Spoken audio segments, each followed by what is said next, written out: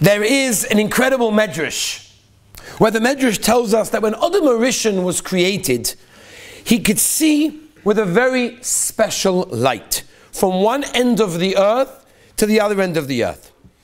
But the Rabbeinu Shalom saw that in the future, the Rishonim, the wicked people, would spoil this light. And therefore the Rabbeinu Shalom hid this special light, and it will only be seen in the future. Reb Chaim Kaufman Zatzal from Gate said, Mishcha Shemen explains the following yesod. He says that this light was actually the ability given to Adam HaRishon to clearly see the hand of Hashem in everything, from one end of the universe to the other end of the universe. In other words, Adam HaRishon was given a specific light to show and to feel and to realize that the Rabbeinu Shalom was never hiding. He had the ability to see the Rabbeinu Shalom in everything. That was the light, says Reb Chaim Kaufman Zatzal. We're in the middle of a very, very hard, long and bitter golus. Terrible things have happened to us all the years since Churban Beis HaMikdash. Thousands of years. And most of the time, that special light, which has been hidden away, which is the light that shows us the Rabbeinu Shalom's hand, is hidden. And therefore we don't see the Rabbeinu Shalom's hand in everything every single day. It's there, but we don't necessarily see in absolutely everything. However, there are certain times there's a flash of light. Certain times there's a flash of inspiration of light that you can see it clearly. Chanuka is one of those times. Chanuka is an example of a flash of light that when you see clearly the Rabbeinu Shalom protecting you. I'll give you a mashal. The mashal is of a prince, as every mashal always goes, that you have a prince that angered his father, the king, and as a punishment, the king sent his son, the prince, into exile.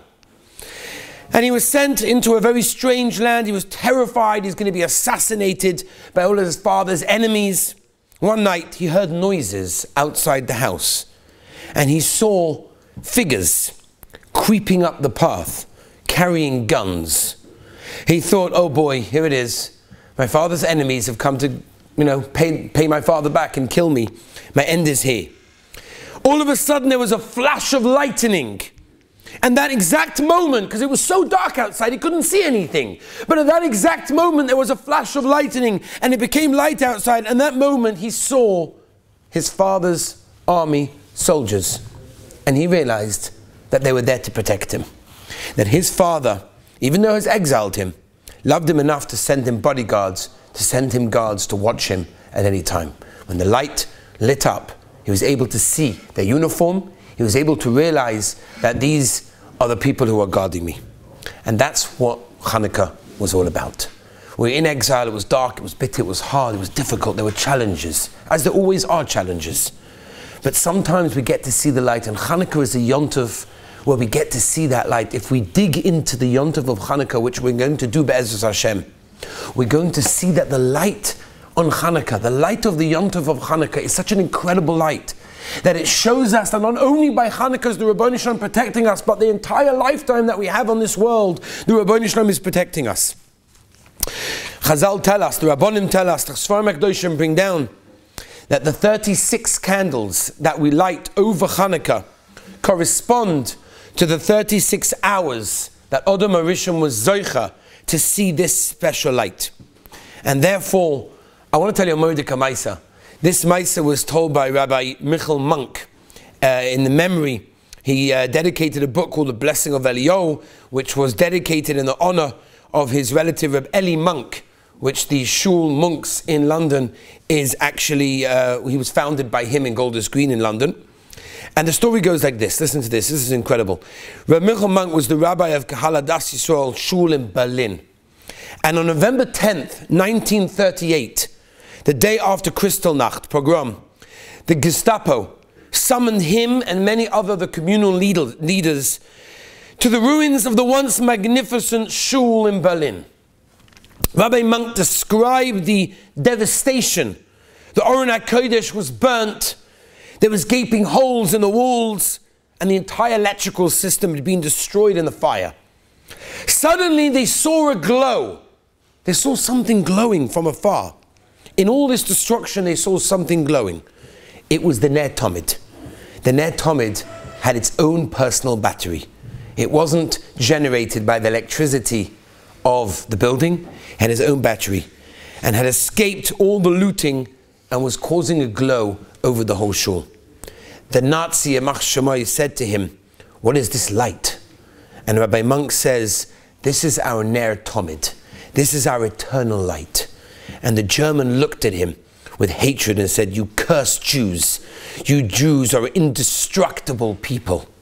And the German words were prophetic, because 60 years, 70 years later, we already say, you can see clearly, even though that the whole Nazi regime, everything is gone, but we're still here.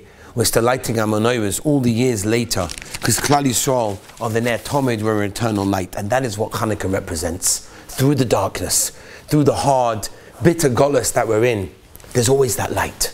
And when you light the candles of Hanukkah, you get to see that light. And that sheds light on your whole life. And you see, not only for those few minutes the light is illuminating the world, but for your whole life the light is illuminating the world. The Sfas Emes writes an incredible thing. Says the Sfas Emes that Hanukkah and Purim are very, very choviv, very beautiful. Perhaps more beautiful than any other of the Yomim Tovim. Why? Says the Sfas Emes, because the Rabbanim were masakin them. And even though we're in the Golus, we can still be Makayim B'Shleimus with all the Dikdukei mitzvahs. Not so with all of the other Yomim Tovim. Most of the other Yomim Tovim require certain things that we cannot do. We can't bring korbanos, and we can't eat the korban Pesach, v'chole, v'chole. But Hanukkah we can fulfill in its totality, completely sholem. And therefore, says the Sfas Emes, that's another reason why it's so beautiful, such an incredibly cherished yontif of Hanukkah. I want to tell you a lashon in the Rambam. The Rambam says in Hilchos Chanukah Perek Daled Halacha Yud Beis. Listen to the lashon of the Rambam. Mitzvah ne Chanukah, mitzvah chaviva hi ad ma'oid. It's very choviv, very dear.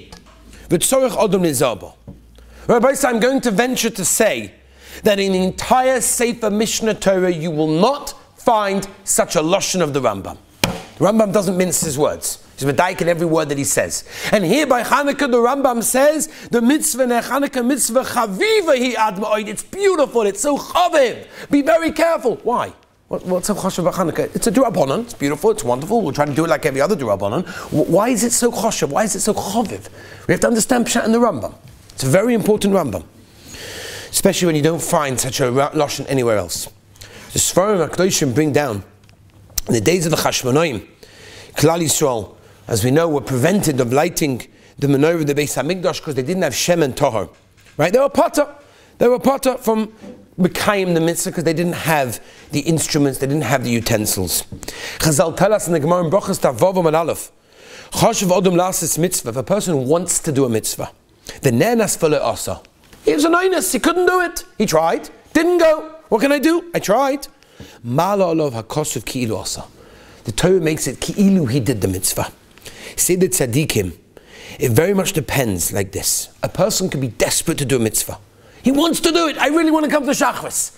I really want to do this chesed. I want to do something. I'm just prevented from doing it. I just can't do it for whatever reason. Chazal, the tzaddikim tell us that is actually better than doing the mitzvah. Why? Because it's very hard to do a mitzvah in its pure form. Very hard to do a mitzvah in its pure form. It's difficult. But when you really want to do the mitzvah, that's a gewaltige Sache. Because then Ki'ilu, Chazal tell us in Gemara and Brachos, we make it as if you did the mitzvah, which means in its purest form. Which means, Seydut Tzadikim, that's Pshat in the Rambam. The Rambam told us the mitzvah of Hanukkah is so choviv, you know why? Because it's one of the mitzvahs that Klal Yisrael was so desperate to be Mekayim, they wanted to light the menorah of the Beis HaMikdash. They just couldn't, they didn't have anything tahor, tumah, tutra, betzibur, they were potter, they couldn't do it. But they wanted to. Therefore, the mitzvah, the inyan of lighting the menorah, is incredibly choshev, because it goes through this yisoid that the Chazal tell us that Ki'ilu will Mekayim in its most purest form. I want to tell you, Mordechai Zach, that Hanukkah is, by the way, a very, very choshev yontif. I had a Talmud of mine that got accepted into Cambridge University. For those of you not from England, the Cambridge University is probably equal to, or the English people will probably say superior to, Harvard or Yale University, right, that you're familiar with. So he got into Cambridge. Now, I can imagine, I never applied, but I can imagine it's pretty hard, right? It's not easy to get accepted into Cambridge, no? Is that a correct statement? Okay. So this Talmud of mine got accepted, and he accepted. He's going to go, right? He got accepted into Cambridge University. Why would he not go? Now, you should know the rabbi of Cambridge University actually told him not to go, because he told him, listen, you're very religious, and over here it's a little bit difficult, so maybe you shouldn't come. But he said, no, I'm Cambridge, I got accepted, I'm going, right? So he put that on the CV, that's Gavaldik, right? So he decided he's going to go. But as you know, before you go, you're allowed to go to Israel for a year experience in Israel. So, you know, he got his camera on his back, and there he is, with his knapsack and his camera around his neck, and he comes to Israel, and this is where I come into the picture, because I taught him, and, you know, he came for his year off before going to Cambridge University. Halfway through the year, he changed his mind. Decided not to go. So I said to him, what's pshat? Cambridge University, you got in, now you're going to have to go to some other college, who knows what's going to be, what the job, this, that, the other. Why? What happened? He said, Chanuka. I said, Chanuka? Chanuka made you change your mind? He said, absolutely. He said, I saw in the yeshiva, I was watching at the window, Kenai Nahara, there were 30 menorahs there. 30 menorahs, the light that it did, the chizuk that it gave me, and I was thinking, next year I'm going to be standing there by myself, you know, in the corner, hopefully no one sees what I'm doing, and I'm writing one little nebby little menorah in Cambridge University. He said, that depressed me. I couldn't do it. And I changed my mind. And he gave up. Why? Chanuka. Unbelievable. Rabbi said Chanuka has a koyach, has a power that no other Yom Tov has. I want to spend a couple of minutes of understanding a little bit of the Makar, and then we'll say a beautiful Yesod Be'ezus Hashem. Chanuka, let's begin. Let's talk about the Rambam. The Rambam in Perek Gimel, Halacha Aleph says as follows. During the second Beis HaMikdash, the Greeks ruled over Eretz Yisrael, and they made terrible decrees on Klal Yisrael to try basically to forbid and destroy the religion. They forbade Torah mitzvahs, and eventually they entered the Beis HaMikdash, and they were metamer over there. The Hashmonaim, the sons of the Kohen Gadol, made a war. They won the war. They had power for approximately 200 years. People don't know that. Approximately 200 years they had power for until the Churban Bayesheni, right? That's what it was. And on the 25th of Kislev, Chof Hei Kislev, they won that war. They came into the Beis HaMikdash to find one pach of shemen, enough to light for one day in the nace, and it burned for 8 days.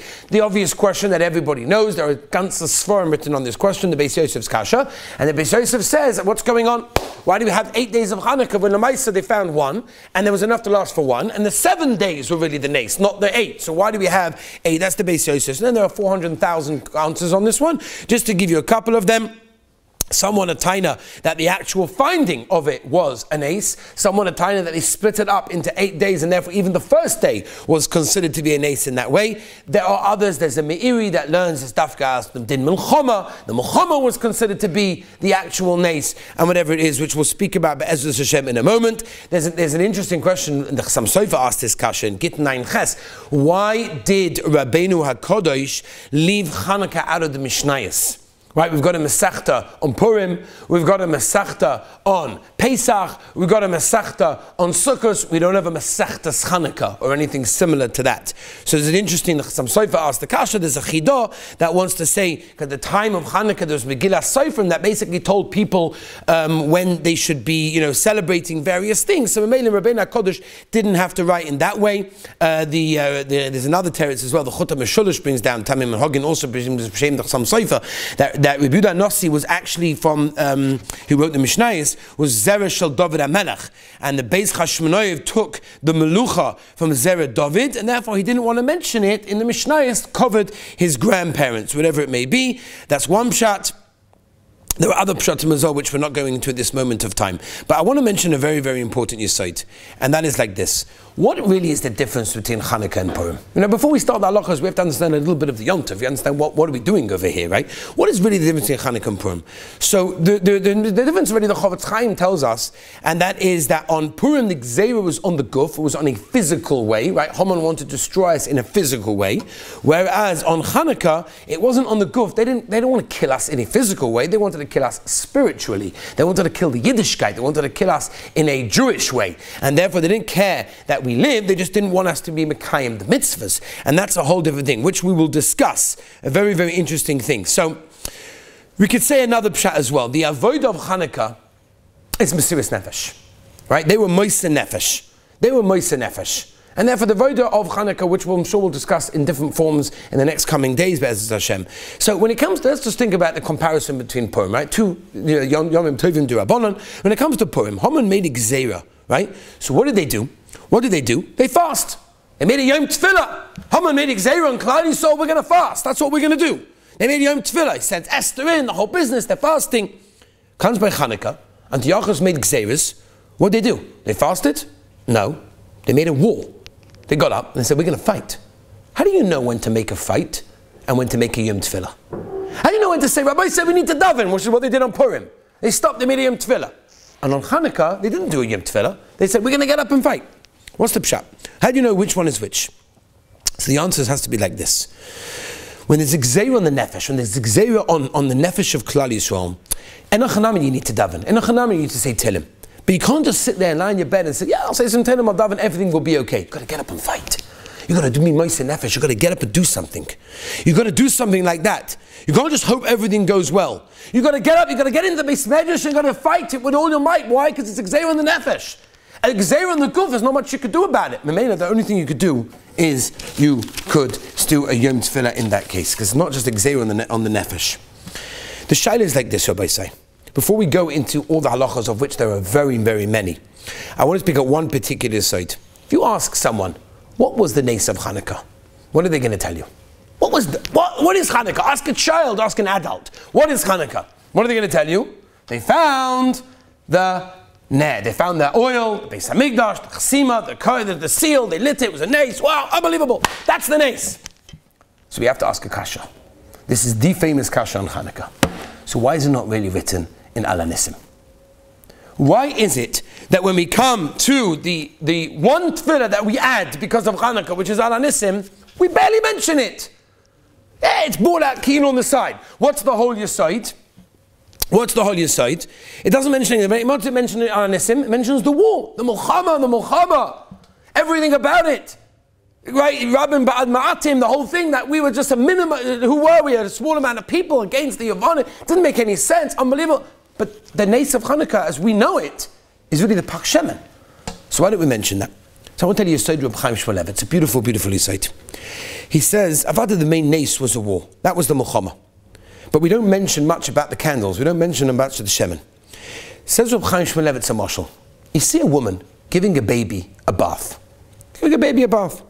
How do you know it's the mother or it's the helper? Maybe it's the babysitter. Maybe it's the cleaner. How do you know? How are you going to figure it out? You know, you have no idea who they are. How do you know if this woman here is the mother of the baby or just the helper of the baby?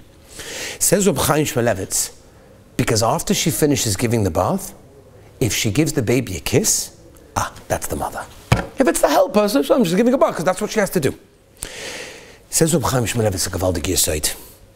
The Rabbeinu Shalom had to save us. The Rabbeinu Shalom had to save us. It's our avtacha that we're always going to be here. Mimela, the Rabbeinu Shalom had to take us out of this terrible gzeiras. He had to save us. But how do we know? How do we know that it's a real saving? How do we know that it was something that's going to last? Says Reb Chaim Shmooze, when you get a kiss afterwards, after the war, after we won the war, which the Rabbeinu Shalom had to do, we had to continue. The Rebbeinu Shalom gave us a kiss, an extra hug. What was that? That was the lighting of the menorah. That was the oil that they had.